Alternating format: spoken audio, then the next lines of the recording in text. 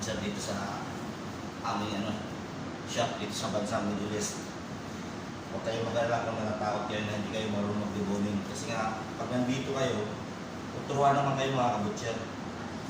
Tulad kung lalo na kung may kasama kayo Filipino, tsaka kung mapait yung supervisor kaya yung Indiano, matuturuan agad kayo kung paano mag-debone ng dito mga kabutcher. Paano mag-debone ng baka. Tulad sa akin, ito lang pala yung procedure namin ng pag-debone. Hindi siya nakasabit. Tulad dyan sa Pilipinas, di ba nakasabit? Dito nakalapag lang din sa mesa. Ganito lang kayo mag-debone dito mga kabutcher. Kaya panoorin nyo lang. Tsaka kung may kasama talaga yung Pilipino na matuturuan agad kayo mag-debone. Pero basic lang muna. Tuturuan lang muna kayo mag-debone yung mga yung sa mga tupa, yung lamb leg, for example na ganyan, para matuto agad kayo. Kasi pagdating dito sa baka, medyo mahirap na rin. Hindi naman sa mahirap, mabilis lang din pag kung mga interesado kayo matuto.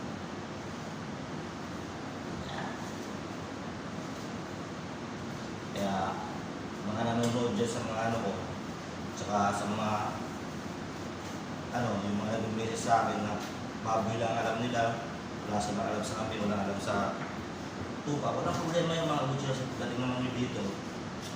Tuturuan kayo, training kayo dito mga kabutcher. Kaya huwag kayo mag-alala. Parang ito, dating sa interview, ito yung beef tenderloin, isa sa pinakamalambot na parts ng baka, pinaka-number 1 na malambot ng baka. Kaya pag once na lang yung mga nagme-message sa akin na anong mga tips sa interview, yun, mga parts ng baka mga kabutcher. Tulad nito, ito tatanggalin ko ngayon mga kabutcher. Parts na rin ng baka ito. Pag binunlis siya, ito na tinanggal ko, bali may buto pa siya, di ba? Ito yung tibon. Pag binunlis ko siya, bali sirloin siya yung nasa loob niya pag bunlis na siya. Kaya yan. Ito naman, hindi ko mapapakita sa inyo yung by parts dito mga kabutcher kasi nga buo lang siya na kaya hindi nyo makikita yung niya yung parts talaga ng karne niya For example, yung top side, nandito yung ramp niya, hindi nyo makikita mga kabutcher kasi buo lang siya, parang ihi ng baboy, binundis ng buo lang. Meron nga nagpapa-challenge dun, wala daw hiwa sa gitna, kailangan buo lang, hindi talaga yung i-debone ko ito mga kabutcher, buuan lang siya. Yung iba kasi pag mag-debone, tatanggalin yung top side, pinakaw natanggalin yung top side na, yung ramp, yung top sirloin niya. Yun. Tapos sunod na yung silver side, yung knuckle, yung eye round. Nandun yung mga parts ng baka mga kabutcher. Nasa parts ng leg yun. Tapos sa binobulis ko, nandito yung mga parts na binigkis ko sa inyo. Pakita ko sa inyo. Dito, tingnan nyo, simple lang kasi wala kami sa malaking branch kaya hindi kami nagmamadali sa trabaho. Pag gano'n naman, kabisado mo nag-debone, marami kang madidibone kung maraming lig na didibone nyo. Tulad nito, ilang minutes lang ito madibone ko. Kung marami kayong medyo bibilisan nyo ng konti, pero pag tulad nito ako, 2 lang, isang araw. Sa niya, isa lang, pag walang customer, mga kabutcher. Kaya basic lang din kung masanay ka na mag-debone. Kasi pag hindi ka masanay mag-debone, parang naninigas yung kamay mo, nahirapan ka. Tulad nito, di ba? Ganyan na mag-debone mga kabutcher.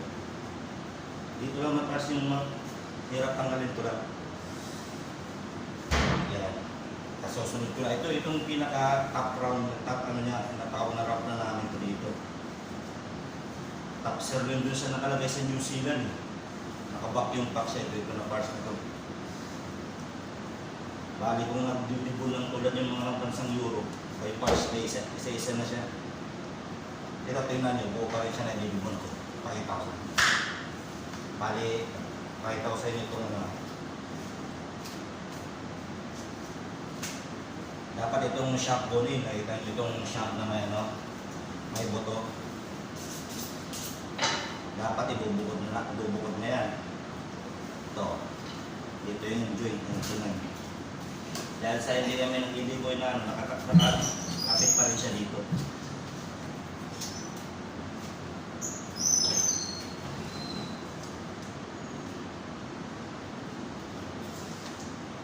tingnan nyo mga butcher. Bali, tinanggal ko lang yung buto niya.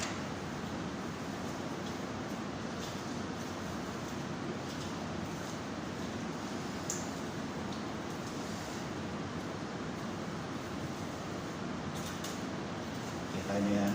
Bali, tatanggalin ko lang itong buong maraw niya mga butcher.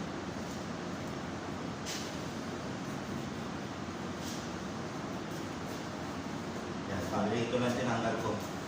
Dapat yung minsan nag-display yung buo siya eh. Yung may laman naman. Yan ang pangbun, ano pang bulalo. Ayan. Ito naman sa tingnan nyo. Kung saan parang pigilan ito ng baboy.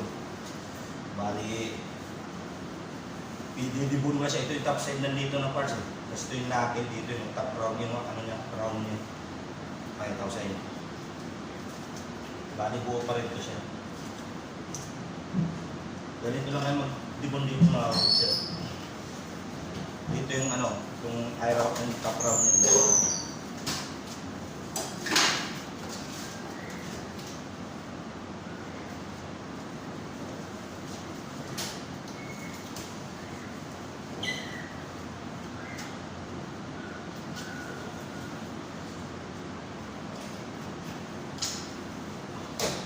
Bali, buo lang pa rin siya, tingnan nyo mga kabutso. Kasi gano'n talaga yung ano nila dito eh.